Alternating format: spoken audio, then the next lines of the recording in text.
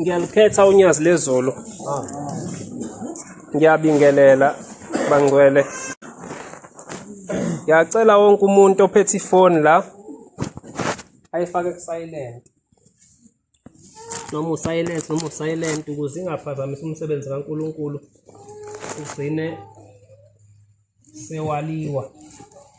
Noma ungalohlwa enkonzweni engaka. Siyifake nje ku-silent ukuze ingaphazamisi. Namadatha siwavale ngoba kuyenzeka ulahle ngefoni yakho nje ngoba khona abaye bafunda ama-message sisenkonzweni. Ukuthi sibeluleka abantu ngoba uma ususenkonzweni ikhohlwe iyona yonke into. Uzinikele ukuthi labantu oze ngabo laba jabule ngoba ithenye insizwa yangala kwaZulu ithathile ushembe wayisa kwelizayo lithi ihambile. Ithi ifike yakhonjisa ukuthi njengoba ijwayele ukukhuluma ethempelini mawukhuluma kwenzakalani. Ithi kwase kuthiwa buka uzibuke wena wayesevezele lapha ethempelini. Uthi bekhuluma nomuntu ehleba.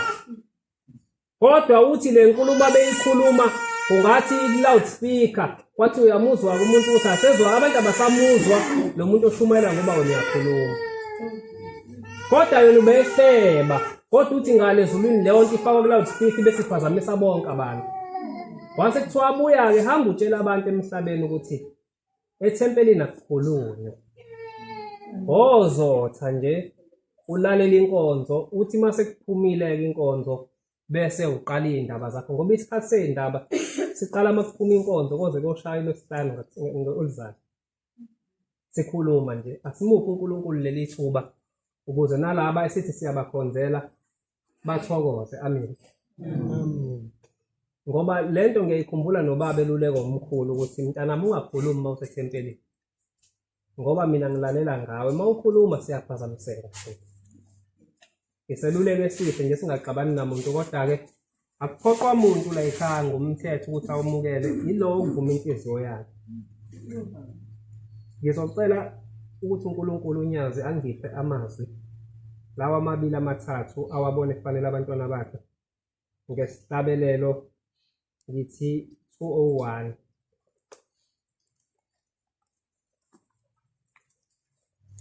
Anginazikhali anginazihlangu azokuvikela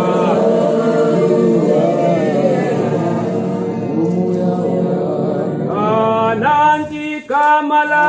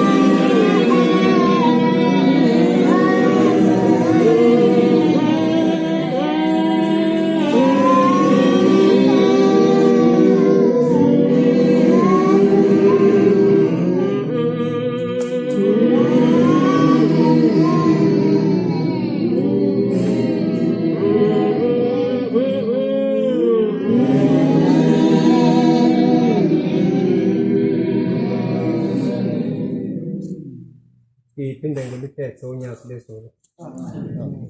Ngiyacela baba ube ngakimi ngoba uyazi ukuthi abantwana bakho bakhethile namhlanje ukuthi babe kule nkonzo. Ubamemelele akaze kushembe amema abantu angazi uzobanika. Kuyinhlanhla nje kwakona ukugqoka ingubo emhlophe. Izulu impilo yasezulwini uyazi usesemhlabeni.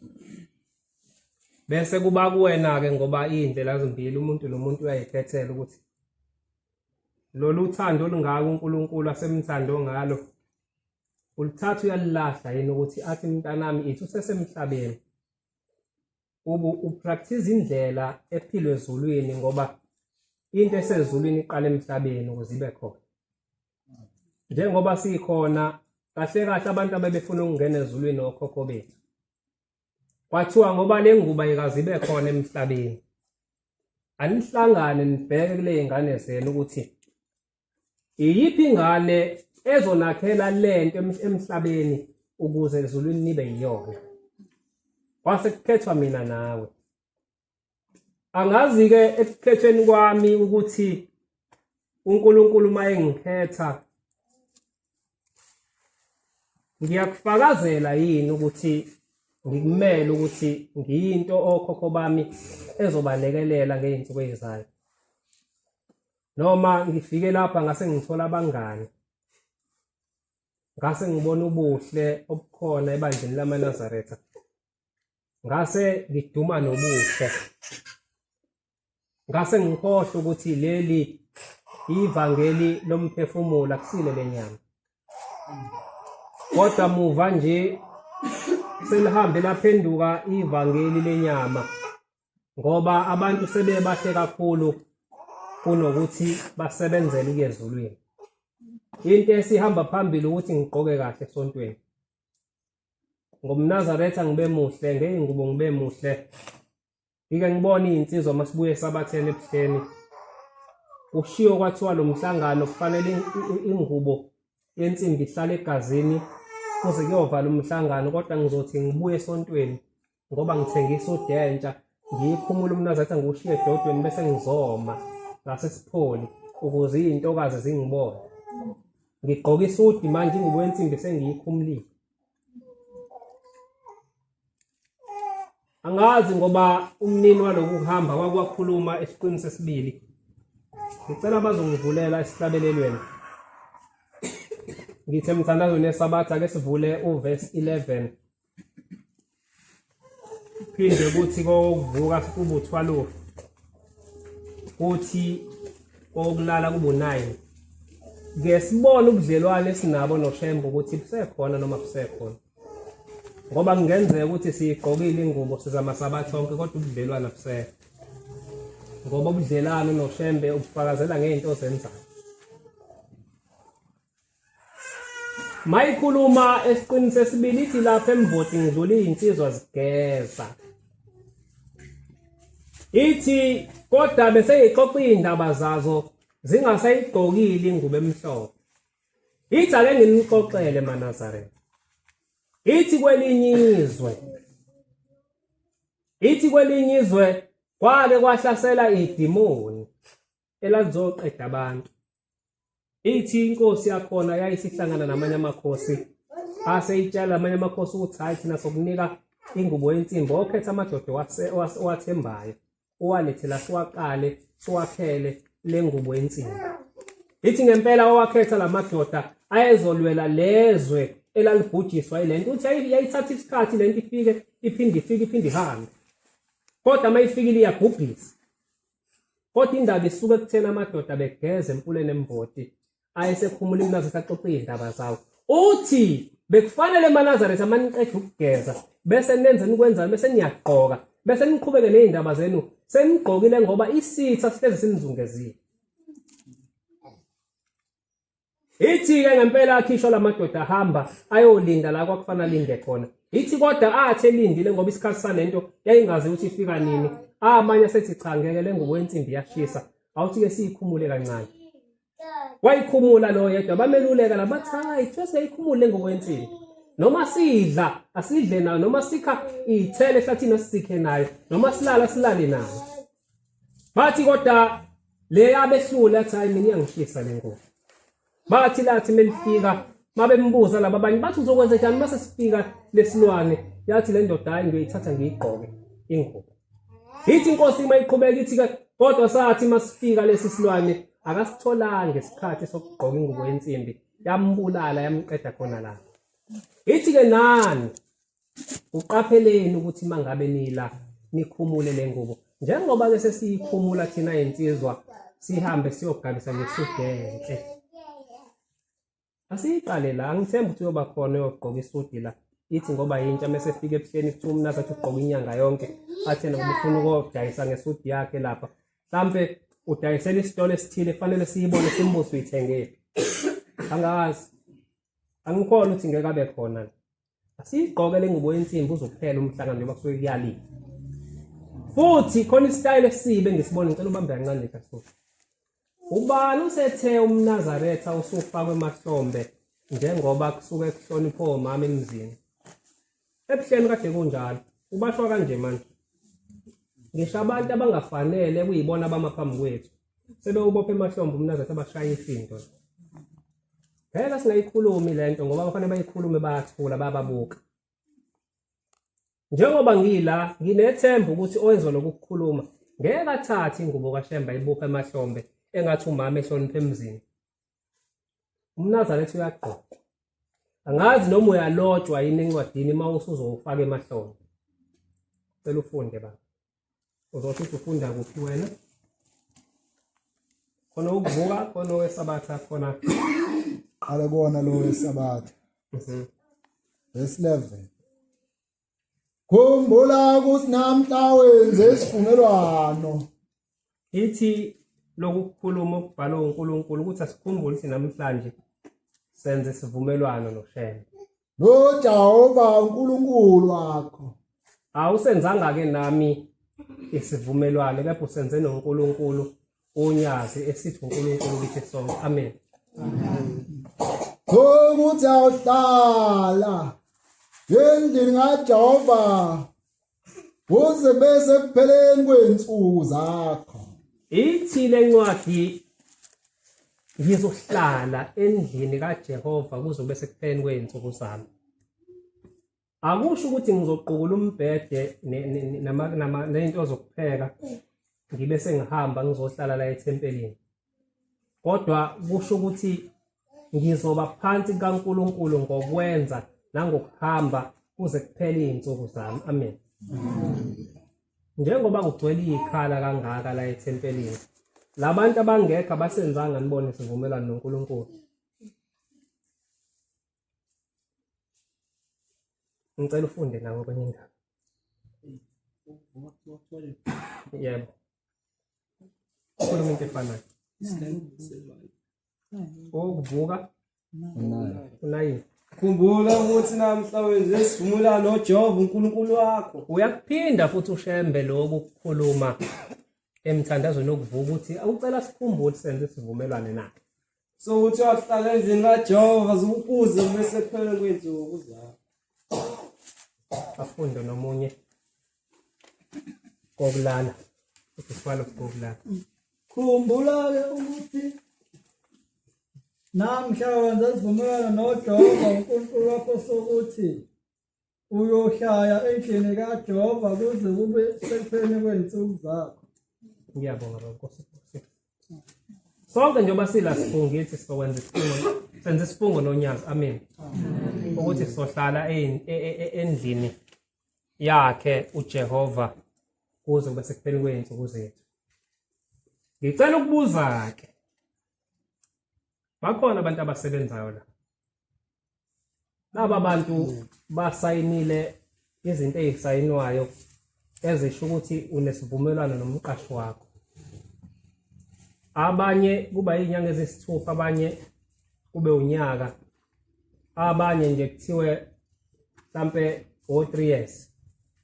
Abanye banikeza inguna phakade kodwa uma ungayiphethe kahle ufunda uxoxe futhi. futhi ingunaphakade baye bathi upermanent. Ngizama ukuchaza into enjalo. Lezi ivumelwano uma uqale ngoJanuary kuthiwa ziyisithupha izinyanga eziqashelwe. NgoJuni noma uJulayi usuke wazi ukuthi icontract yakhe iyaphela ngithi. Uma kuthiwa unyaka ngoDisemba usuke uzogcina uma uqale ngoJanuary. Uma siza la kuShembe le ndaba aduyifunda ungathotha uyinakanga. Isivumelano sakho senze noShembe singaphela kwamanje uphuma. Asinawo ngisho 3 days isivumelano senza noShembe. Ngisho ama-hour u5 asinawo. Ngicela ukubuza ke ngizokuchaza lokho. Into edala ngithi isivumelano senza noNkulunkulu sephula noma inini. Uyazi make wathetha isingane wadinwa enhlizweni yakho yadeda uShembe. Uma ungathandazi ngo6 ntambama uvuselele isivumelwano senze noShembe njengoba ithi ngo6 uyasivuselela. Okukhomba ukuthi ngosuku ungathi uhamba la uphuma la eTempelini udriver acisha kushayise bese uyanqapha ususephulile isivumelwano senze noNkulunkulu. Mawufika ekhaya ungathandazi usivuselela nini isivumelwano senze noShembe? Awulale ekhaya ma. Ubaba ekhaya afike late akuvuse solele athamba umphakela bese uyacinuka. Uyazi ususephulile isivumelwano senze noShembe ngoba usucinukile. Mawuthetha isingane yakho uyithume esitolo ingasabuyi wathetha kwaze weqa uyazi usephulile isivumelwano senze noShembe manje uphuma la. Uma ungathandazi ke ekseni uvuselele lesivumelwano osenza noNkulunkulu wena ubudlelwano bakho noShembe bomu kanjani? Khona esontweni.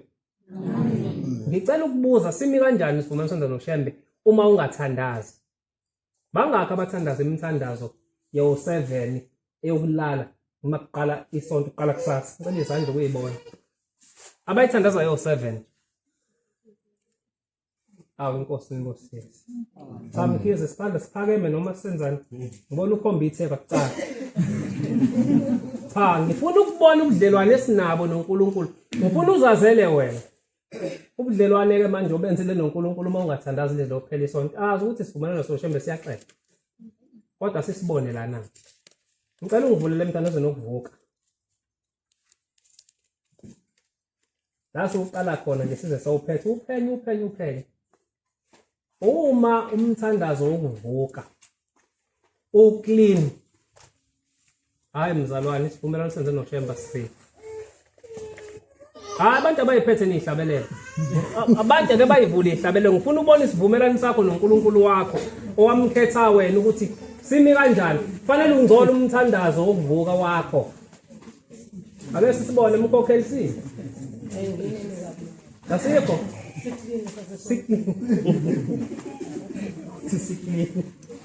Ngicela ukubona bangakho abanezingcolile. Hayi sidale sakho ntantsi uthi ngeke. Futhi sinethiwe ngeke sikufakazele ukuthi fani sihlabelelo singcole ngoba uyasibamba la. Okulala wona uthini sivumelano senze noShembe uthini? Na uclean. Hayi ngeke bangcwela sishintshe. Sabatha ngiyazi ungcolile ngoba abantu bayeze sabatheni. Kodwa ke sivumelano sethu noShembe uma lemthandazo iclean kusho ukuthi asisiye. Aya sisivuselele. Uhlaleleni ngusizani usizani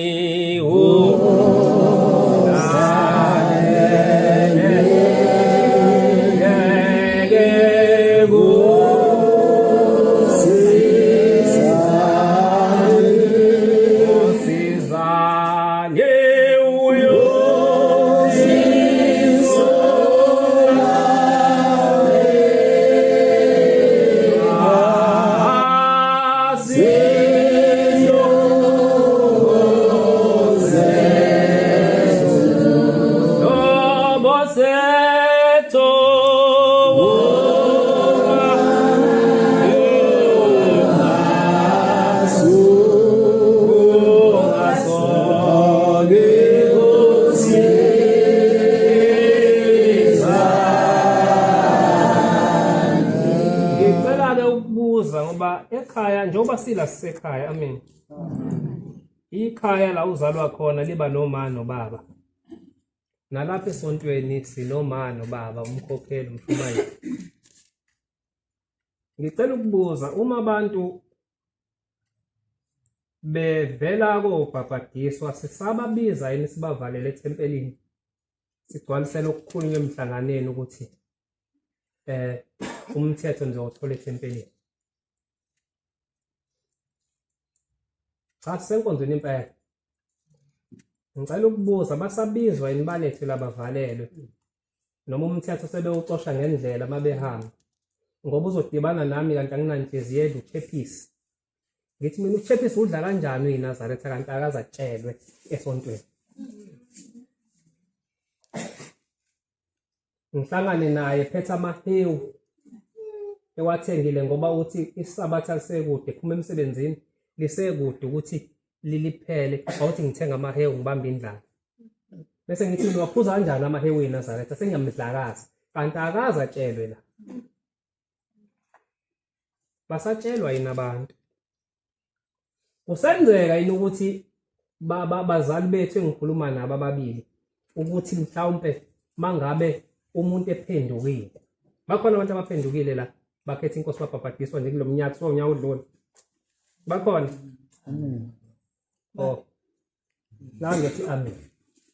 Ubani ongaphakamisa athi wakhetha inkosi ngenyaka ukhetha ngayo wafika umshumayeli ekhaya wacela abazali bakhe wahlala nabo phansi wakhuluma nabo bachazela ukuthi lo mntwana usekhetha inkosi manje usezohamba le ndlela kanje njengoba ekhetha inkosi uyiNazaretha ngaphansi kobukholo obuthile bonyazi usegcina isabatha yini isabatha abachazela ukhona ongasiphamisa isandla athi wafika umgcotsho ekhaya asenkonzweni impela mengakaze afike inselelo siyayiphosa likhona icala engilibona ngoba sike sahamba nalensizwa kaMkhize sajubalala siye kwenye indawo safika sathola ukuthi lento engikhuluma ngayo yenzekanga umuntu uqabela nabazali bakhe nje uyifaka inkolo ngenkana bayi-understand bayazi umuntu mephendukile la ekhaya uyahamba uye kubo wena umholi wakhe ufike uhlale phansi nabantu abamphethe ubachazele ngayo ukuthi usephansi kwakho uhamba le ndlela kanje amen. Singaqhatha abantu nabantu ahlangana. Cela ungifundele incwadi Deuteronomy 23:21 ngoba njengoba sila asizile ukuzodlala sizosebenza kodwa ukusebenza kwethu siyadinga ukuthi masisebenza singaphazamiseki njengoba sizosebenza sisebenzele uNkulunkulu kuyafuneka nasemakhaya sibe bahle ngoba into esiyifice lapha yinto ebangcwele. Cela ifunde le ncwadi 23:21 Uma ufunga isifungo kuJehova njengoba silapha sifungile sonke sathi unyazi lezulu sohlala endlini yakhe uThixo wakho uNkulunkulu wethu ungaphuthi ukukhokha ungaphuthi ukusigcina isithembiso sefungo senzile noShembe ngoba uJehova uThixo wakho ngoba uNkulunkulu wakho uyakubiza kuwimpela uyakubuza njengoba nithe namhlanje niyohlala endlini kaNkulunkulu kuze sekupheni kweinsuku zenu. Ngicela ukuthi ngelinye ilanga mangifika la ungathi mangithi ake kuvela abantu abawenzile umthandazo izinsuku zesikhombisa kuvelwa yedwa ngoba kobe kukhomba ukuthi asilaleli senze njani senze kube isono kuwe kuyoba isono mawungalelelanga waphenduka kodwa uma ungafungelanga lutho njengoba kade sifunda la sonke sifungile amen. So ingaphandle-ke leyayifundayo manje kodwa mawungafunganga lutho akuyi kubakho sono kuwe abantu abangenacala manje lezi ingane ezisabusisiwe wonke umuntu obhabhathiwe unecala uma engathandazanga uma engayanga ku14 uma engayanga ku23 uma engayanga kulesine futhi mawungabe khona engizwile la angiyikhulume ngizoqala kodwa khona indaba engizoyixoxa ezongisekela ukuthi ngiyikhulume lento ngoba khona into engiyizwile eyofaka umkhokheli enkingeni mhla ehamba kulomhlaba yabo ngoba inkosi ikubusise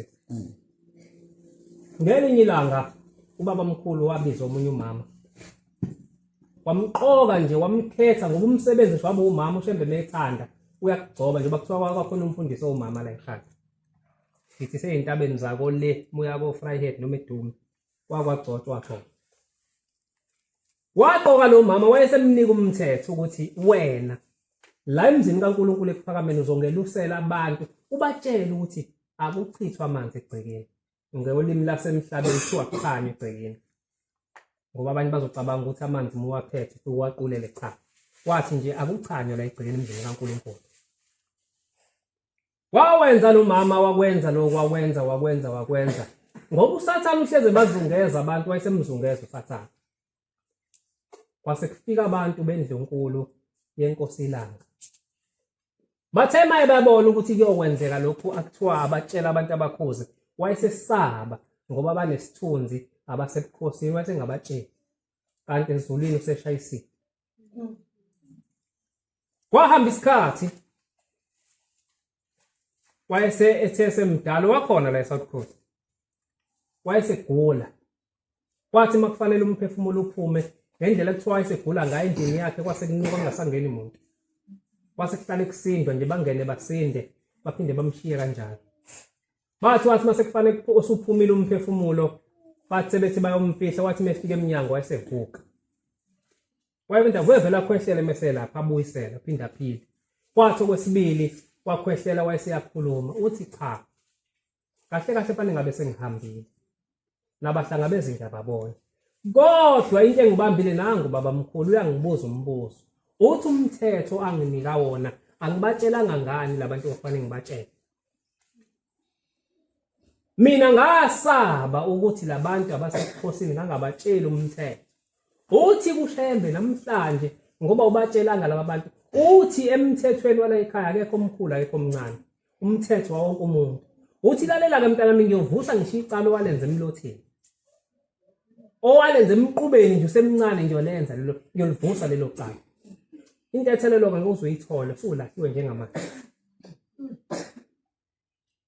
manje masizoba la sibe nabangani sibe nabantu esibasabayo ukuthi cha usibanibani hayi ngeke umtshele kuwrong ngithi angikhulume lento ngizwe kuthiwa bekunomnikelo obufuneka usukuma umuntu ogcotshwe noma ngengimusho ke ukuthi ubani uthi kuthiwe asithathe umnikelo walesine sokuthi epheshe lo mnikelo ubizwa ushemba ngithi uma usuthatha mkhokheli uhambe uyokwenza enye into owalo mama lo ohleli la ngasemnyango mase niubuyisela uyokwazi ukubuyisela wakhe njengalwade ukhiphile owalo mama olandelayo uyokwazi ukukhipha umnikelo walesine njengoba kade ukhiphile kube iwona ngoba isalukwazi sathi sihambisa iminikelo ebuhleni sisesitimeleni sahlalela ubanana sathatha u20 cent sathenga ubanana lowo sathi masifika sihambisa amagula ushembe wayeseyibuzwa wathi sesiupheshile lo 20 cent esasiwuthathile wathi ushembe khipha lo mnikelo le mali wathi lo mnikelo akusisiyo walo muntu okade ufakile ithathe ngifuna wona engathi maningenayo kube kukhulunywa lokho kukhuluma nina ningathatha komunye ngcono niboneke niyonikela lo mnikelo kodwa umnikelo sokubiza ushembe ufuna uye kushembe njengoba esuke ubizile futhi ukhishwe yilabo bantu abawunikelile